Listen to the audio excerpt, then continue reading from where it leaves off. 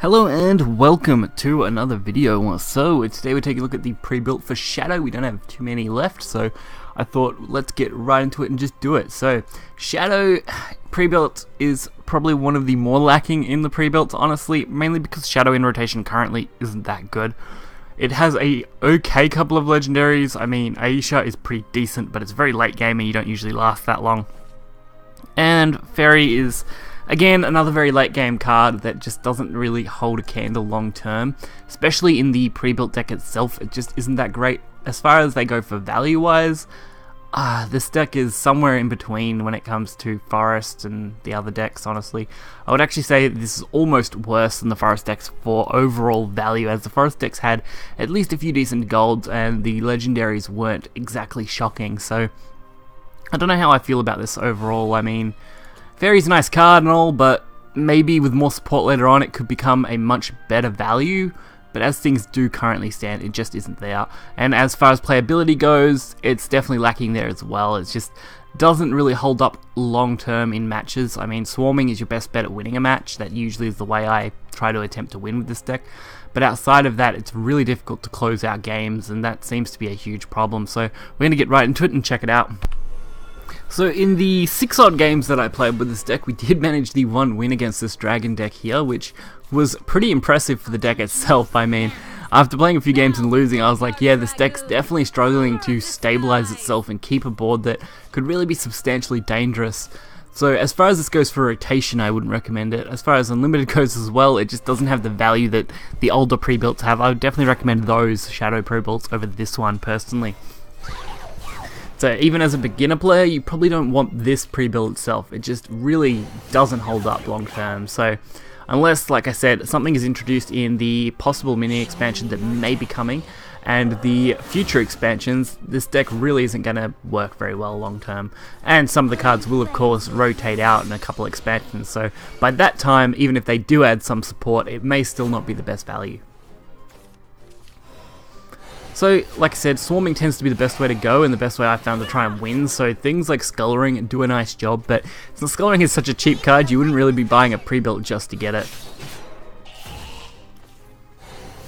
And the opponent really is just clearing out as usual. That's pretty much all they've done this game so far, which isn't bad for me, but also isn't the best situation to be in. I decided to use Everdark Strix, just dropping this out. Getting another card, trying for something better hopefully. Not so lucky. Yeah, just really, like, these kind of hands that I've got here, these are the ones that I had most of the time, and it was really difficult to stabilize any kind of board for the late game. By the time you get to that late game, you really need to be playing your big threats, and the few big threats you have really just don't hold up. And as I mentioned, the biggest threats you've got are your late game cards for turn 10 and plus, and that's really difficult to reach with this deck in particular. Holy Angel is actually one of the better cards when it came to value-wise, because I'm actually able to use it to clear things. But outside of that, you know, Big Hunter was okay, not as good as normal Soul Squasher, but okay. And everything else just seemed to lack when I was playing this deck, and that really disappointed me. I was hoping the Shadow deck would at least do okay for playability-wise. I'm sure in lower ranks, you know, you'll be able to get a few more wins than anything else, but there's definitely better pre-built decks if you want to get wins. Even, I would nearly be tempted to say the Forest deck is better because it's got a little bit more synergy to it, although it is lacking in the fact that you can't still close games like this deck can't, so they both suffer from the same problem, not being able to just finish those games off, where something like Sword in the Dragon deck actually did a much better job at that, having potential win conditions to actually just close the game out in one turn. And being overall just better decks. Dragon's Nest, not too shocking. And this is where something like Big Hunter actually comes in handy. Big Soul Hunter does deal with things.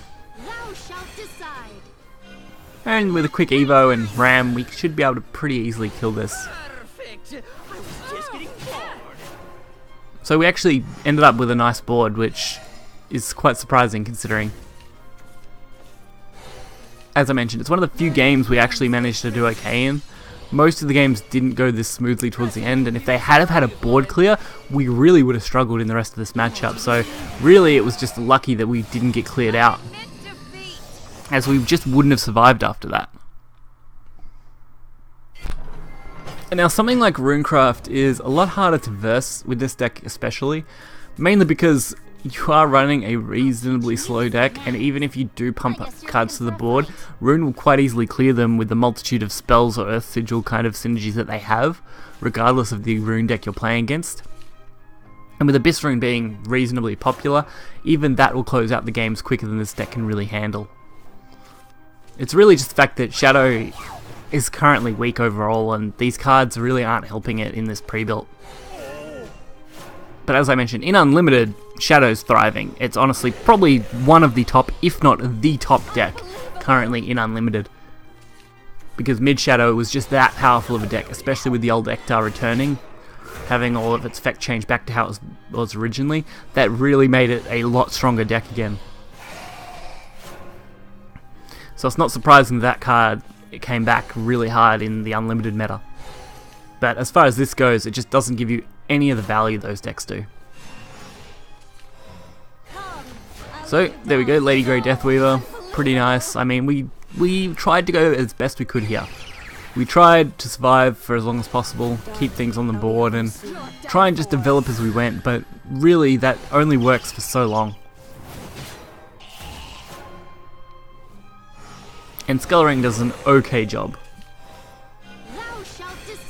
As I mentioned, Holy Angel Atlanta was probably the best way to remove things, which is fairly disappointing when that's probably your best removal card outside of Big Soul Squisher. Big Soul Hunter, sorry. Big Soul Hunter is good, but the problem is it's got such a high necromancy cost that it's really difficult to take full advantage of all the time. And as you can see, the fact that Rune can just pump out a couple of big followers, along with the fact that it could easily remove that, really makes it hard on me to try and deal with these. Especially without any decent removal. See, a Big Soul Hunter would have worked well. I mean, that would have been a perfect card to play there. Unfortunately, we didn't get that kind of luck, so the best we can really do is go face and put some at least threatening cards down here. Do the best we can with what we have.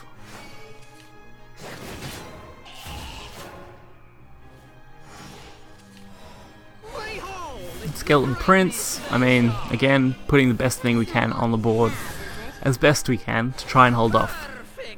But it won't take much for our opponent to finish us off. Our best chance would be to making it turn 10 and just hoping that we can win, but even at that point it's going to be difficult. And that Wild Snowman is not a card you want to see when running this deck, as most of your things do have 1 health or very low attack, and the amount of value that it's going to get clearing things off is really high. But I get a chance to go for Fickle Resurrector and of course go for a nice ward, because that will at least soak up a fair bit of damage. But of course, Spheric Blade, kind of ruining our fun. And again, another Spheric Blade. See, as I said, Rune just has that many good options, even in a deck that isn't the top kind of deck to be playing right now. So, Giant Skull going for a ward, summon 2 skeletons, it's not bad, but Fiery Embrace kind of ruins that. I'm really disappointed. This match had the potential to go to the long game and have a chance to go for victory. We just didn't quite make it there. It was just lacking in that sense. I could try and summon Giant Skulls, try and protect myself, build a board, but every single turn we were being wiped out, and that really makes it hard to win. Especially since now the Giant Chimera turn is really going to devastate us here. Especially when we can't actually clear this 3-3 easily, makes things really difficult. So even on the best case scenario here, getting 2 damage to the face really isn't that great. And we're dead to another Chimera immediately anyway. But it doesn't look like the Chimera is what they've got. But these couple of Conjure Guardians, Conjure Guardians? Yeah, Guardian Golem, sorry, they're Conjure Golem, they're really confusing. Either way, not so lucky. So my best bet was to try and go for a draw, get something. Unfortunately, we draw nothing useful, which means there's no way we would be really able to come back from that in the long term. So with only 3 pre-builts left, I've got to say this one was probably one of my least favourite to play. I mean, Forest was right up there as one of the worst decks that I've had to play for these pre-builts so far, but this is definitely a very close second to that. So as far as they go right now, this is definitely the second worst pre-built in my opinion so far from what I've tested. We do still have 3 left, which is the Blood, Haven, and Portal pre-builts. I'm suspecting the Blood won't be perfect, but I might still be better than this one. We'll just have to wait and see. As far as Haven and Portal go, I think they're both going to be really solid. I honestly think Portal's probably the best value as far as they go, but we're going to have to wait and see exactly how they play out long term. But this deck, gotta say, out of overall value, it's not the best either, so probably a 4 out of 10 for value, unless you're really desperate for an Aisha, but there's just better options at the moment. And as far as playability goes, I would definitely give it probably a 4 as well. It's playable, it had a win, which is better than the Forest deck did, and better than one of the other pre-builts did, but the games were nowhere near as close. The one game I did win was pretty lucky, and the games that I lost were normally very one-sided. So if you did enjoy this video, hit the like button, subscribe, you will find the pre-built deck list in the description below, and I'll catch you guys next time. See ya.